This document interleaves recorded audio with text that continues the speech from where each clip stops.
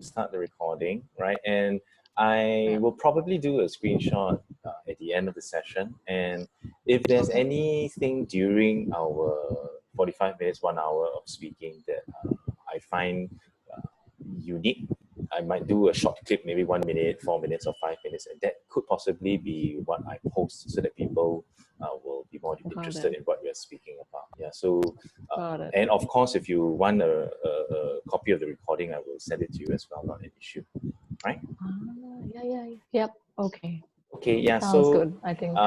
thanks, Deepika. Right. Maybe you can share a bit more about yourself and the Mm, business or the work that you do. mm. Yeah, first, thanks for having me. I think that's the first thing I want to say. Like, I want to repeat it on recording that I appreciate what you do for the Thank you. community. So Thank I'm you. really, really happy to be a part of it too. And hopefully, this is also useful for other people listening. A bit about myself. I think the work that I do is in the field of psychology.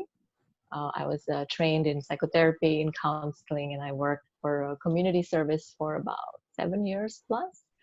And I worked at a private clinic for another couple of years or so before starting my own practice. Uh, so I actually found so much more dimension in mental health beyond what I was already familiar with. So that was the reason I think for actually starting my own, so that I can actually expand on what I've already gathered from my personal experience and also from my work experience, plus the research Mhm. that I have been like privileged to be a part of or to be involved in. So that's what I do: psychology, counseling, training, seminar on the topic of mental health and all the different dimensions that comes under mental health. That's the short of it.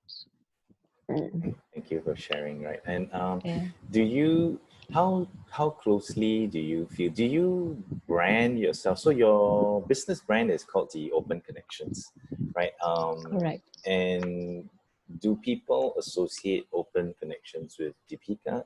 Before you started Open Connections, were Mm. you did you have sort of like a personal branding for yourself? Like, oh, if you are looking for XYZ services, look for Deepika, right? But for now, right, Mm. if people are looking for services, they would say, oh, go to Open Connections. Why did you decide Right. to start Open Connections instead of just working by your name? Right. I think the open, I think it helps to actually have a brand for many other purposes versus going solo. And also because I wanted the opportunity to bring like-minded people on board versus just running by my own name. But I was also very deliberate in connecting the two. Like I didn't just say, okay, this is a psychology clinic. If you have a mental health issue, you can call this number and you can go there. So the way I market myself and market the open connections for that matter was very linked to my to me, my personal brand. And I think the part of the reason, or maybe most of the reason actually, is because I think I'm doing a lot of education, Alex, on mental health. Because if you generally go to a clinic, I don't know how much people know about this, but it's generally a very cognitive and behavioral approach, which is fine. So people go, there's a treatment plan, there's a modality. Generally, people, psychologists are trained that way. And because I was also trained in the same way, and I very much incorporate cognitive behavior into my own work too. However, because of my personal experience of my personal diagnosis actually with fibromyalgia 10 years ago, and my experience of being part of something called an RTC, which is a residential treatment center, first of its kind in Singapore, also 10 years ago, I actually realized that there is, and it's exciting actually for me now because now there's a whole body of literature that focuses on how the body is involved in mental health and how relationships are strongly, strongly indicative of mental health. So, because of my personal interest in these two, I actually dive a lot deeper. I'm actually a qualified family and systemic therapist too. And I wanted to understand mental health from the perspective of relationships and family. And also later, which is much more recent, I was also very privileged to be exposed to like so much of neuroscience material on how the body impacts the mind and vice versa. And because of that, I feel like the open I connected myself with the open connections because I'm doing a lot of education. And if you are, if you see my online content, if you see the short seminars that I do in Singapore and in Indonesia, where I am now, I'm actually helping people get a much broader view of mental health, because people are familiar with the terminology. Like you know you've heard of anxiety, you've heard of depression, people know that. But what actually influences us to develop this diagnosis? And if we just take a cognitive approach, then there's steps we can take, etc. But there's also so much more to this whole mental health diagnosis. And I'm like, it's an excitement for myself, like a happy thing to know that, hey, there is all these, other literature that is strongly endorsed, strongly supported, evidence-based, and can empower people in a new way, like knowing that your body is also involved, knowing that this is why you responded in a way, and these are other ways you can do it besides just cognitively. It has worked really beautifully for many of my clients. Like I've seen it, and I've also heard from our peer group. We have a supportive peer group that we work with, me and a bunch of others.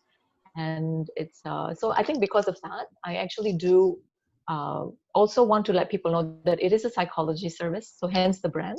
And at the same time, I'm also doing education to add to the existing knowledge of what a psychology service looks like. So hence I found it useful to bring the two together. Wow, I mean, it seems like actually a lot of things going on, and you are doing this as a one-person show, or do you have different people within your open connections who would be focusing on different areas or different aspects of what you've just shared with me? Yeah.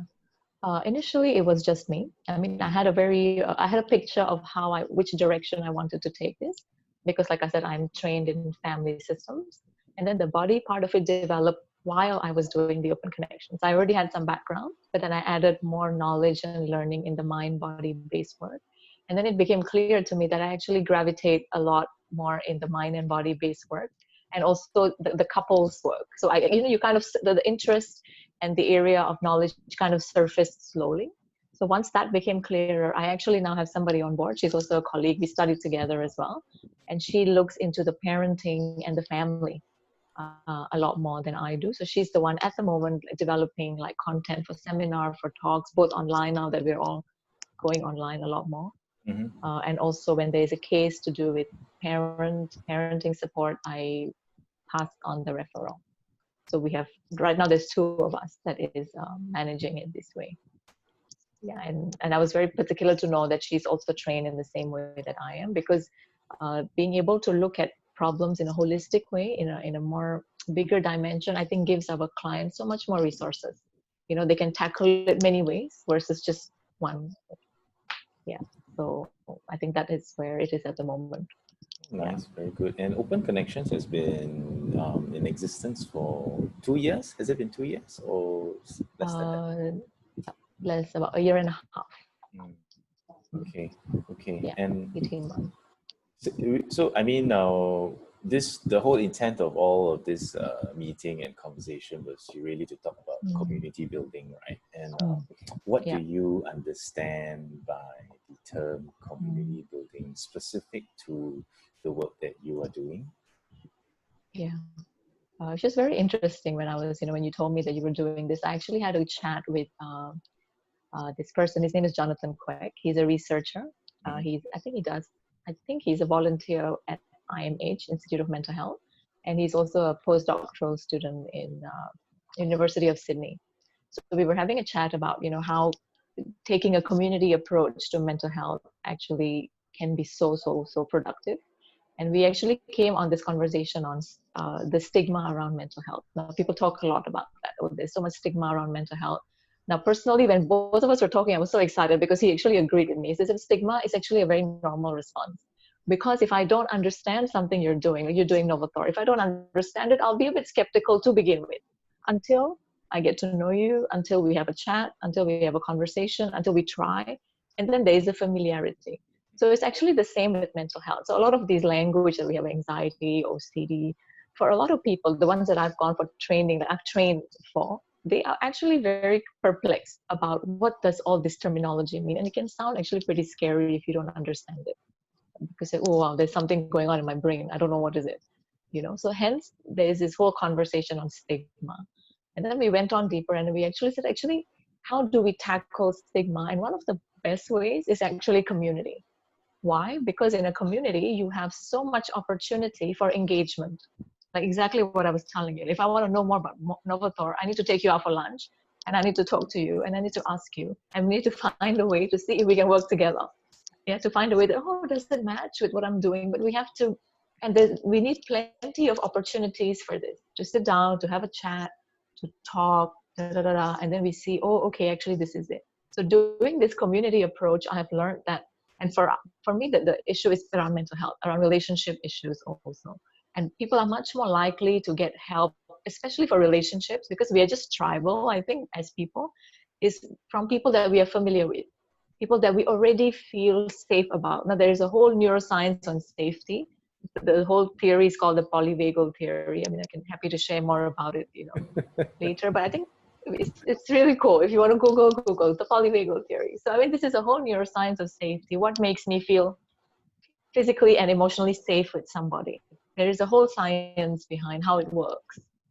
So, and people, like if I want to reach out for help, I usually look for people who I already feel the safest with. And this opportunity to experience safety can only be done if there is constant engagement, if there is more open conversations to say, hey, you know what, I'm struggling with my kid. My kid doesn't seem to be able to settle. Somehow they just keep behaving in a particular way in school.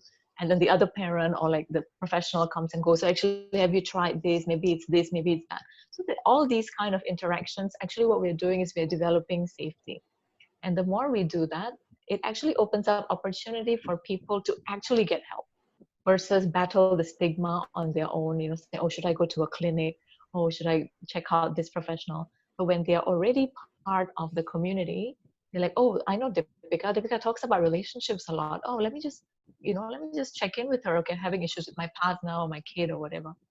So I've actually got referrals because of this whole community effort and because of this developed safety, and we can actually go deeper very fast. Usually it takes time to build like rapport with client, but because they're already part of, they're hearing me a lot, hearing the talks, the seminar, the posting, they kind of understand that I can understand them, and then they come in and they're ready to actually, do some good conversations. Yeah, so that's how I understand it. I think that safety bit probably, like Wow, but is it's I never thought of it as a science. So now that you're bringing this up, mm, wow, it's yeah, just very, very clear, right, with the science and how people respond or react through the safety. And I think when you talk about safety, it's also very trust related, right? Because safety is yeah, associated with the trust, and the fact that mm, there are people within the same group that I'm in, or within the same community that I'm in, mm, that have already engaged you in a particular service or already know you as a particular person, it's going to be yeah, easier or safer for me to take that first step. Wow, yeah, yeah, actually, it's completely. oh wow, very good. Yeah, and I Yeah. mean, what about the engagement part, right? You talked about your Mm, webinars and your seminars, and so by understanding this whole science of working on the stigma and mm, gaining the safety and the trust with the community that you have, yeah. do you then actually plan or strategize specific things that you feel or think would help with the engagement or will help with the community building, or do you actually look at it or think of it as something else, or do you in your head and in your plan call it, okay, this is what I'll do for community building? Yeah. Yeah, that's a very good question. I think me and another colleague, she's not part of the Open Connections, but she runs her own practice in Singapore and in India. So we came together to do this thing we call Real People, Real Problems, which is basically we are tapping into social media to do talks and things like that. And also we have a Facebook group now that is called the same thing, Real People, Real Problems. And I think as part of doing this, it slowly like surfaced, it became more clear to me on how do I want to do this. And so what we did is we actually divided into two things. The first part is we are more informational. So we talk about research, we talk about what we've heard, we talk about our experiences with our clients that people can benefit from. And then there's uh, another purposeful thing that we do, which is a more interactive thing. So we go on Zoom, like we've tried this twice. We go on Zoom where it's just purely community interaction. So we actually give the heading, okay, this week we're going to talk about how this whole pandemic, being at home has been difficult for all of us. And we let people speak. And it was so amazing, like the kind of input we got. And to be honest, a lot of them were actually strangers to each other. They didn't know each other very well, but me and Nisha were facilitating the conversation. She's the colleague I was referring to. And they started to talk more, like, this is the struggle I'm having sitting at home. This is the struggle I'm having. And they responded to each other. So they said, hey, you know what, I've tried this. And they were using the Zoom chat function. They were using the audio function to respond to each other. So I think this is where it comes down to the whole part, like me and Jonathan, we were talking about this, how do we overcome difficulties? How do we overcome mental health issues? Is when we can talk, is when we can actually find connection and commonality. Like what I was saying earlier, oh, you're struggling with your child, so am I, let's talk. So the stigma kind of diffuses naturally, the connection happens. So we do set up spaces like that, where there is more interaction, and then we take it and the future plan is to make it an even more close group in the future, where people can actually express a lot more stuff that they wouldn't express in a bigger group. So we're doing it by steps. And now we're like kind of in step 2, we've done the bigger one, the informational one. The second one, which is the community interaction. There's one thing that is more close to what we call a group therapy, but that is a far more close group where people know each other a lot better, including the difficulties and things like that. So using the whole science of safety, how do we do it? And Mm. hope I answered your question. Yeah, you did definitely. And this community, right, that you're talking about, that you have information rolled out for people to, so it's like freeware, right? People can digest whether it's a podcast or an article or whatever. And at the same time, there are also interactive sessions. So is it just two, right? Information and interaction. So these are the two. Yeah. But what is, or who is the community that you feel you have reached out to, or you are reaching out to? Are they your clients, your potential clients, or just people that are interested in wanting to find out more about mental health? Mm. Yeah, I think we are leveraging both our social media platforms, because there's two of us. Also, like clients, people who have been following our content regularly. So I do have a decent number of following in my work account, the Open Connections account. And also there is my relative who has a corporate and community training company already set up in Indonesia. So we leverage on connections, and we leverage on our existing accounts. And we also, I think that's part of the whole idea of growing the community, is to get different professionals who can add value into our community, and then also combine their following in case there is someone there who benefits from the kind of content that we are posting. Those who are curious on the bigger dimensions of mental health as well. So I think we are pulling all channels, and mental health is applicable to basically anybody, relationships, these are everybody, isn't it? So we open it up. And then the other thing we do is we begin to identify who is in the community. Do we have mothers, for example, struggling with particular things? Do we have maybe younger men or older men struggling with family or income related or business related questions? So we're kind of slowly, this is work, this is where the effort goes into, is to identify the community need. Then based on that, we develop content, whether it's the IG, the podcast, the articles, or the interactive sessions. And the future plan is to make it an even more close group, and to have these, close group running, because we need these spaces to be human, to be, fully seen by other people. This is also part of that safety conversation, is to be fully seen and understood by another person or a community. And they would actually need to be a member of this particular close group. They cannot just, be invited by a friend, or how easy or how difficult will you make it for them to be in this close group?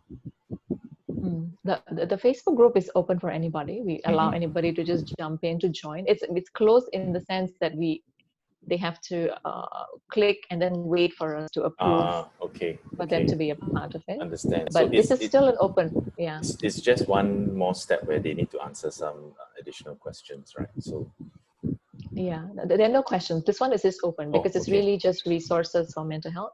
But within this group, then we actually identify the needs. And these are other groups we take maybe on WhatsApp, for example, or on other platforms. Or Okay. when we can meet in person, then it's an in-person thing.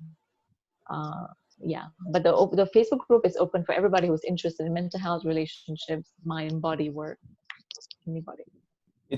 It seems that you've got a very, very sound strategy in place, and also Mm, a good future planning for how you want to continue engaging the community and mm, really mm, narrowing down to different groups, right, within each community mm, to further mm, benefit them. Is this something that you've always knew, how you mm, wanted to start the community, and mm, or is this something that, oh, let's learn along the way, and what was it you mm, set out to do from the mm, beginning? Mm, mm.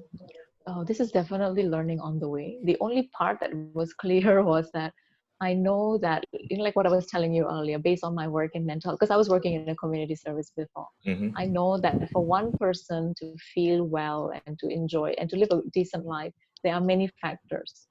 It's not one thing. Just because you're seeing one professional, they're okay. They could have a medical issue, they could have a issue with the children, because it's multifaceted, isn't it? Like our life is not just us, is everything. So I think part of this idea that I would like to develop community for people who need help, and the other part of it was community for professionals to be able to work together a little bit better, to be able to help and support clients a bit better. So I had this concept in my head. Now the how was a huge learning process. I mean, the open connection started last February.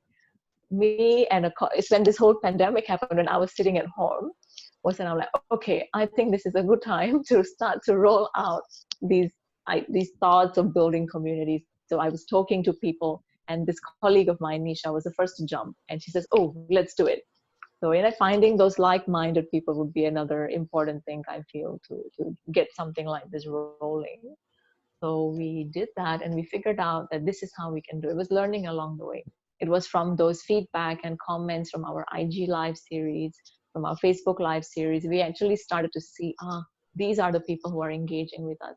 These are the kind of things that people are struggling with. So we collated all those documents, and then we have like weekly chat, me and her, to actually see, okay, what do we do for this week? And it's not just about like posting content all the time, but also to strategize bigger. And it's still learning. It's still learning. Even like while preparing this for you, I actually like, oh wow, there's so much more I need to think about. While going through some of the things you asked, I was like, oh yeah. So I was actually noting down more stuff. I think that's the beautiful thing. You just kind of learn as you interact with different people. This I like what you're yes, doing, because yes, it and just I rubs mean, on you. You're like, oh, I'm learning. It's on my own as well, right? Because the more people I speak to, the more I realize that, hey, yeah, I didn't realize that it could be looked at it from this point of view. Whereas if I were to keep doing what I'm doing, then I am only mm, doing certain things from the way that I think is the best way. But there's so many other mm, ways that people can be doing things and getting to the same point, yeah, or maybe it's not the same mm, point, but it's fairly near to where you want to be headed to, right? yeah. What would you say would be the main challenges that you face, since starting in February, specific to community building? Any Yeah, I think roadblocks that from you faced? Yeah. yeah, I would think like what slowly dawned on me is that this is deliberate work. This is work where we need to toggle a lot. So actually, initially, that was one thing I think it became a bit of an oversight, was the time commitment for me in terms of putting this, so that it actually grows, is actually sustainable.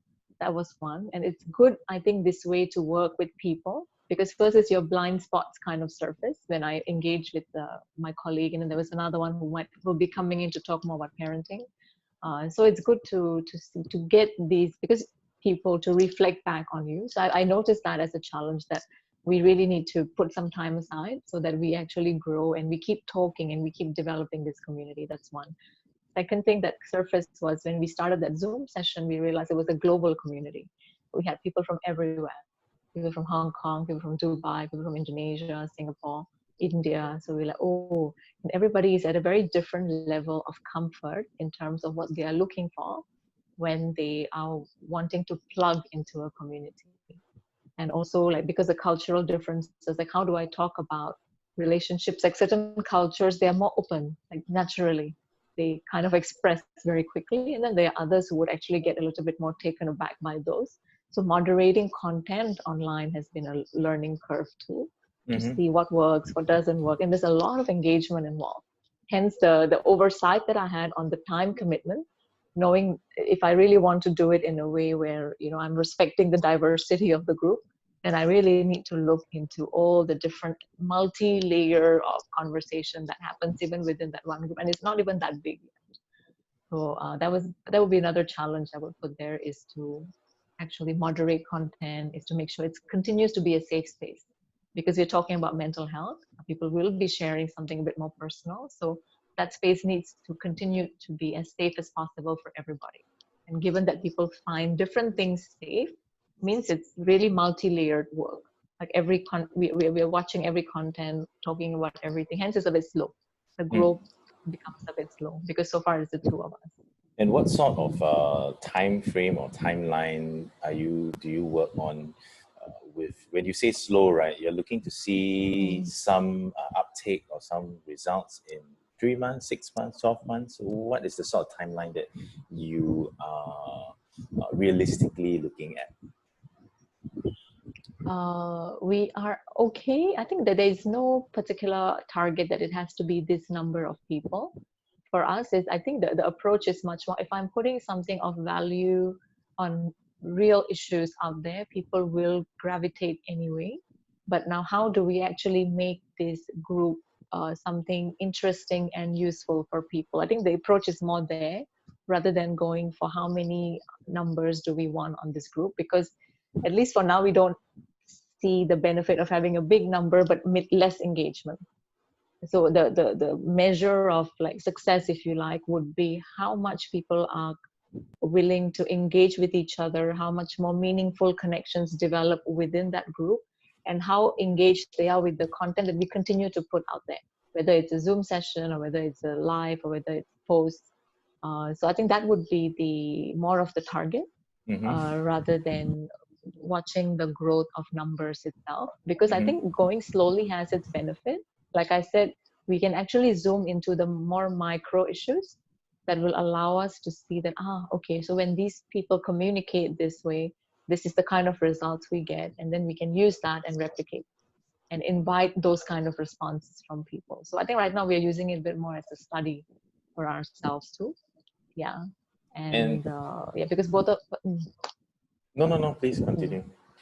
yeah, and then both of us also have our other work commitments. Like we are still seeing sessions, individuals for counseling. We are also doing our individual seminars aside from this community. So this is on top of what we are already doing. Hence, we need to strategize in a way where we don't do too much and then lose interest and then it kind of fizzles out. But we Mm-hmm. take the time it needs to actually put useful content out there. I think that would definitely, something we agree on is definitely that, is continuing to be useful versus looking at the number growth. Yeah, one of the questions I was going to ask next was, Mm, with all the work that you're doing, with the information you're rolling out, useful mm, content, as well as the interactive sessions, it's all free, right? So then mm, where does the revenue come in, and when does the revenue come mm. in? Do you feel that you are uh, doing too much for too little returns? Yeah. Yeah. Uh, we there is that most of the content are free, and we actually would like to monetize. Hence, the effort goes into identifying the needs, because when we identify the needs, then we actually have a pool. And so we are actually zooming in on that. And there are some sessions that Real People, Real Problems connects with the local company that my relative runs here, and those Mm-hmm. are monetized. So Mm. we actually have shared audience. Those are monetized sessions. And the next week, we're actually also thinking of rolling out online sessions that are also monetized. Because like right now, we've been able to identify enough needs for a particular group. And this is groups that wants to discuss more about relationships. So then we put it on Zoom seminar, we roll out content, and that's how some revenue comes in through this community. And the other one is referrals actually have increased by this engagement. The one-on-one for me has actually increased because of this community interaction itself. So that's one other way. But yeah, we do want to channel more energy to the group ones at the moment. So it's slow because it's quite new too. Like it's something we just rolled out. So I think the first thing to go for is to build credibility to like, yes, we can do a lot of good work, but people need to know what we're doing. How do they know what we're doing? Is we show them a lot of our work and how we think as mental health professionals, and also to develop that safety by the continuing engagement. And then from there, identifying the needs and then turning that into revenue, and having more targeted seminars would be one way to go. Okay, yeah, just to see of how you explain it this way, it makes a lot of sense. But I guess it's always difficult to draw a distinction, right? You know, if you're a healthcare or mental health care professional and you are doing a specific thing just so that you can benefit monetarily from it, it's somehow for some people it doesn't stick well, right? It's like, you know, you should be wanting to help people. You rolling out all of these things for free is a good thing. You know, you shouldn't be wanting to charge people for such information or yeah. So how do you find that balance, or has this ever even crossed your mind, you know, on, you know, whether what you're doing may or may not be in sync with what other people see your profession as, with all the free information? Yeah, I think when I started the Open Connections, this was a thought, exactly what you said, because I think a lot of mental health professionals or even healthcare professionals struggle with this, because our training is always like, okay, you are in a helping profession, hence whatever you can do to help, you help. And I do feel that, yeah, it is definitely a balance. It is definitely a balance of helping. And I think there's another, maybe I don't call it philosophy or call it thought process. I'm testing it out, so I don't have fixed answers for you.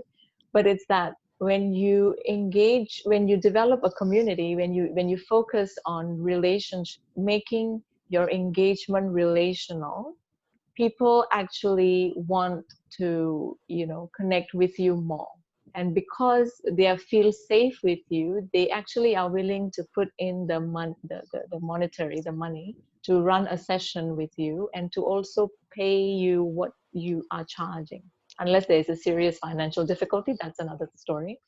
But and that's generally been the experience that I've like kind of gone on. Like I've had clients from my community service who actually aren't well-to-do. They are actually subsidized, but because I couldn't provide services anymore in the community service because of the contract stuff, they were actually willing to fork out money to come and see me as a private client with the Open Connection.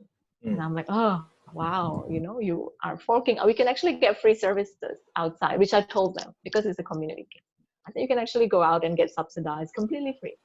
But they chose to fork out, and I think it's a way of thinking about the work, versus getting stuck on is it money? Am I putting out free information? And each time I put out free information, I always, how do you say, from a very relational perspective, and it's also from a very educational perspective, letting people know that, hey, you know what, this is the beginning step. This is free. This is your beginning step to live with wellness, to understand your relationship.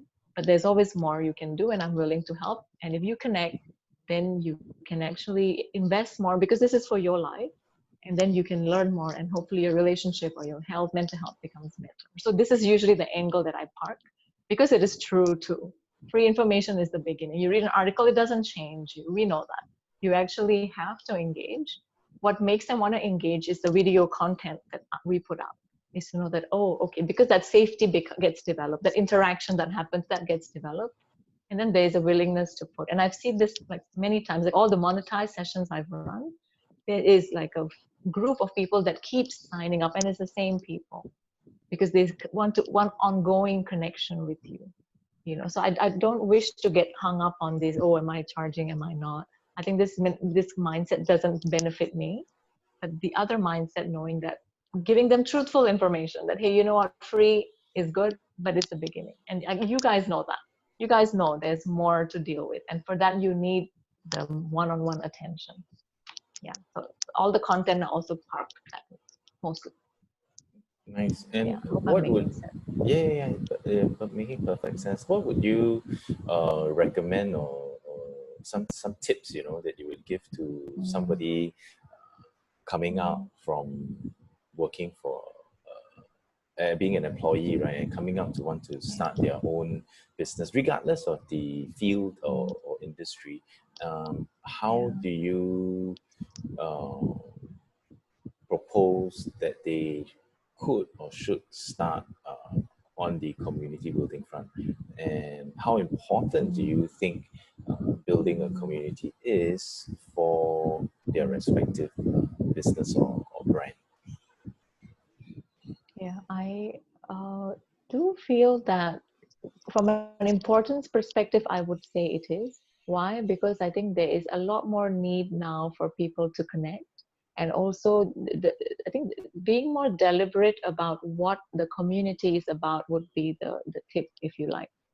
Because a lot of people have the idea that, oh, I'd like to build a community, but the some level of, and this doesn't have to be from the beginning, this can be learning on the way as well. I don't think there's anything we can learn by sitting by ourselves in our own place. We learn and we keep interacting with people, then we get ideas.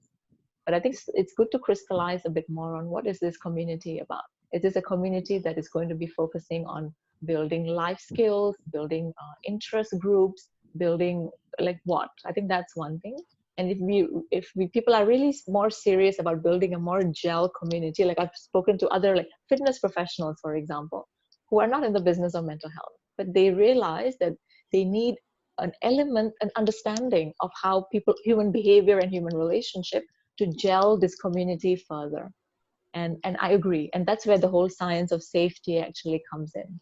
We need to know what keeps people connected to a community, what keeps them bonded to a community, uh, aside from just the main product or the main interest or whatever the main thing it is that people are selling or doing. And this actually, and there's this whole saying, like people think we connect over happy things or over fun stuff. I actually am a big believer that people connect over suffering and grief, because if you know my sad stories, we are friends for life. Whether it's fitness, and I've spoken to fitness professionals, I mean, very good feedback from some people at Core Collective themselves, who say that clients come to build their body, but then they come and they share their stories too. And that is the space where if people are serious about community building, that's the space where people actually get more bonded, and then more meaningful connections develop within this community. So we could do both depending on the product and service. For me, it's mental health, so it's quite straightforward. I can go straight into the science of safety already, but I still do identify needs like anxiety, parenting issues, couple issues. So we still speak around those information.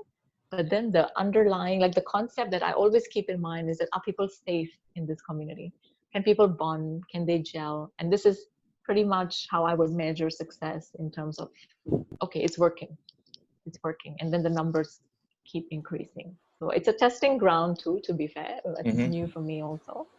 So yeah, that would be my advice. Like, do have a concept on what you're doing, but also do understand that if you really want this group to gel, you really want them to be bonded in the vision that you have, assuming it is that, then do have a look at the human relationship aspect of it as well. What would you then say to people who say, oh, but everybody is building community, everybody is building Mm, relationships, everybody is also mm, trying to build connection. So how then do mm, you distinguish yourself from every other mm, person that is seemingly doing the mm, same thing as what you intend to do? mm. Yeah, I think it's good if everybody's saying that they would like to build relationships. My personal view on relationship is many of us haven't learned how to do relationship. Otherwise, you would be having perfect, no issues family. But we do. Never mind the community. Even at a family level, Mm. we not many people struggle to do family. much lesser a bigger community where people are again even more diverse. So doing relationship itself is a skill, and this itself is something to be deliberate about, because two people from very different backgrounds are not going to automatically be able to bond. Sometimes they do because there's a common interest. It's just some people just connect automatically because there's some things that's working for them. But then there could be some communities where it's more difficult for them to bond and to gel, and there's maybe constant disconnection or disruption. Then those would be the focus area on, like, how come, like, if people do really want to build a bonded community, then that will be the area to learn, because relationship is a whole science on its own too. How do we actually connect, how do we relate so that we are both happy in that connection, we are both fulfilled in that connection, is a whole completely different conversation as well. And it's a lot of it is interpersonal skills, is also understanding our relational patterns, and then it's also understanding how can we make this fulfilling. I think that's ultimately it. Is the community fulfilling a need more than just the fitness part of it or the product part of it? I mean, it's up to people. We can't force. But for me, that's important. So I approach it that way. So Mm. for people who think that, yeah, I think, it has to go more beyond just then the product itself. And this is a conversation that is worth having. And then can be more deliberate about planning towards that. So that would Okay. be how I And has there ever been any issues with regard to privacy? Because what you are with mental health issues, and they might not necessarily be a client, right? But information that you're actually sharing, regardless of how close the group is, is private information, right? The way that my spouse reacts with me or interacts with me, putting it out on a platform or a forum for discussion where other people can judge, where other people can comment.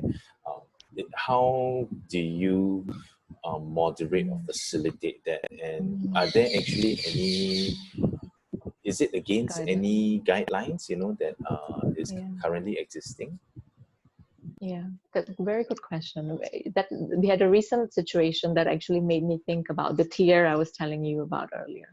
So like this Facebook group is open, people can reflect, they can put some issues that they are comfortable putting, people can put thoughts, and then there are closure groups. That's because we've had some people who try to post content in the group. That's why we don't accept it immediately. We actually tell them we'll be moderating, because the goal is so that everybody feels safe.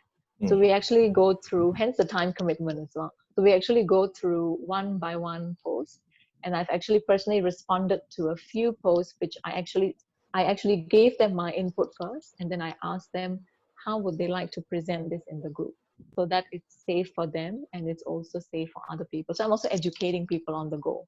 Mm. Like, are you comfortable with this? But I'm responding and I'm educating, and then we pass on the content to this open page that we have where people can jump in.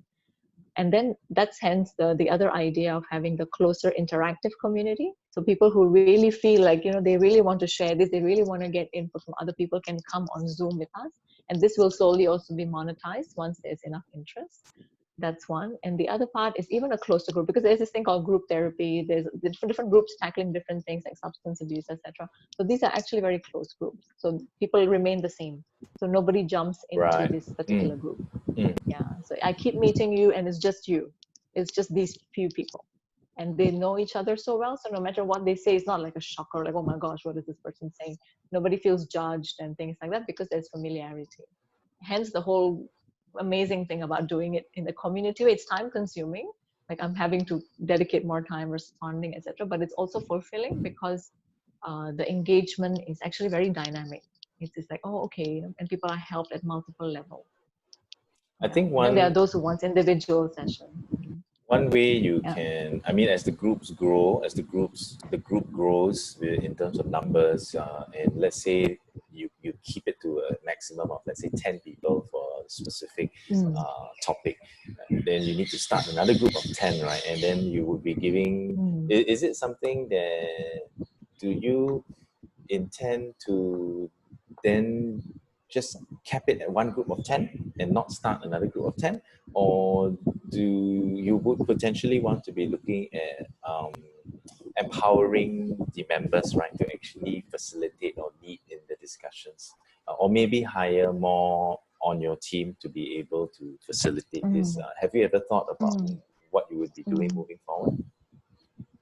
Yeah, but definitely again learning on the go. I like what you said. I think the part that sticks at the moment with me is the one where we replicate. Like, okay, if Mm. there's 10 people in this close group, they know each other's story, they're talking about this, then we have another group of 10, and it also has to make sense monetarily, because this will be charged. These close Exactly. groups, if we are facilitating, this will be monetized. If they want to catch up with each other, that's on their own. But if it's facilitated by the professionals like me and my colleague, then these are monetized. Each time we meet, it's monetized. And if it's making sense monetarily, then we can replicate it as well. We can actually have another group of 10 that we are supporting in a way that makes sense time wise for her and for me. And also, like you said, bring on other professionals. So there's another one who is interested too. So she too can take on another. And we thought of dividing it by topics actually. So like the mind body, the chronic pain, that's me. And then the parenting and family is someone else. And then the relationship. Yeah. So we also plan to divide it by interest, personal interest, because I think that's important for mental health professionals because we give a lot. It's Mm-hmm. really good to also enjoy the work you're doing. For So, sure. show up for a session where you like what you're talking about, you like what you're listening to, so that it's not just one way. I think that's one thing I've had to learn running my own company. Okay, yeah. I mean, we it's almost been an hour since we've been talking already, right? It's Oh, quite yeah. long. Yeah. uh, Yeah. I'm gonna end the session soon, right? But Okay. any last words, for specific to community Mm, building and the work that you do, mm, yeah, mm, before we close mm. or we end. Uh, yeah, I think I would actually encourage more and more people, mental health as well, and also other people. I think mental health more specifically. Why? Because people still have this clinical mindset. Oh, you come, you see it, like you see a doctor, and then you go. And I do feel like that landscape is changing. I do feel like people actually will connect and will be actually much more ready, and the work is more fruitful when they actually know. So there's a lot of benefit in sending some information out there, in building a community, and in opening up resources for that. So this will be the message to the mental health people. And the other part of it is for other people. I would actually ask this question of like, make the community a bit more worthwhile, because if people are engaging with you, then it's not just about what you do, it's not just about the product you sell, but you can add so much more value into the people that actually trust you already because they're there, by learning a bit more about human interaction and how to make it work in your specific community, so that it thrives, so that people are also engaged not only because they are interested in your topic, but also because they are feeling safe in that space that you are bothering. Actually, you're taking time to develop. So that would be my 2 cents on community itself, like building good support systems, healthier ones, because we need it now. We absolutely need it. Mm-hmm. Not many of us are advantaged to have families and communities that we are naturally raised in a healthy way.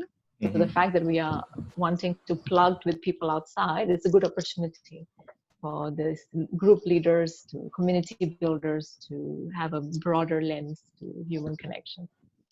Oh, That is what I wonderful, felt. wonderful. Thank you so much, Deepika. Thanks so much for your time, right? Yeah, Uh, pleasure. shall we do a screenshot? Yes. Ooh, look nice. Okay. Got my hand waving, Okay. ready, got Do, it. do I need to wave too? Is that what you were saying? Uh, Oh, no, no, you don't have to wave. Okay, let's do one with you okay. waving as well. Okay. Okay, and go. Yeah. So I actually, when I've been writing all these articles on Mm, LinkedIn, and a friend of mine who's also mm, in counseling, but he's more in family services, right? And he mm, said, "Hey, bro, we should do something together, right?" So I did a poll mm, on LinkedIn. I'm not sure whether you saw it. Like, the topic of discussion is lost at 40. So he's in his mid 40s, and I just turned 40. I'm 41 this year, and I wanted to explore the different areas or challenges that men, especially in their 40s, would be facing, right? So I did a poll, right? Career, parenting or caregiving, right? So at this age, you know, chances are our parents are in their 70s, 60s, and, you know, they possibly might need to care for them with whatever illnesses they might have. And then there's retirement, and then there's health. So surprisingly, health has very, very little interest.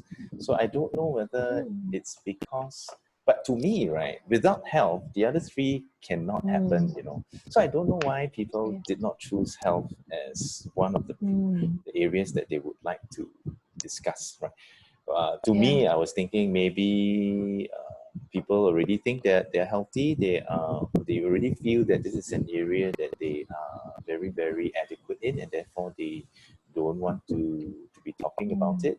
Or maybe I really don't know. So yeah, it's an interesting experiment that we did. That we will be. So now we are planning our talk. So we intend to just have our own sets of notes, and we will just have our own conversation, and we'll record it, and then we will just share it, and let's see if anybody, you know, picks it up and comments or whatever. So that's something, a project that I'm going to be doing soon as well. Wow, that's so useful. I'm not It is sure really whether useful. I'm not sure if it's useful, but let's see. Not yet. Some people might think, you know, waste time, but then let's see. Yeah. Good. I mean, if you enjoy it, like I believe if we enjoy what we do, I think the energy itself is already useful. Yeah, That's for what I sure. think. I mean, like That's why today, you it's so know, important. I learned a lot from you. I'm going to spend some time over the weekend, probably digesting the information and writing everything down that or typing everything down so that I can and put it together in useful content. Yeah, and I'll anything that I push out, I'll definitely share with you before. So and once you clear it, then I will push it out. Okay. Yeah, so thanks so Sounds much good. again for your time. You have a good day and good week, and I'll catch you soon. If there's anything that you need, please feel free to, you know, reach out to me. I will. Thanks, Deepika. I All was right. thinking about you for our IG live, but I'll keep you posted when I'm more clear on that. No problem. Yeah. Thank you. Bye-bye. See you. Okay. Bye. Yeah.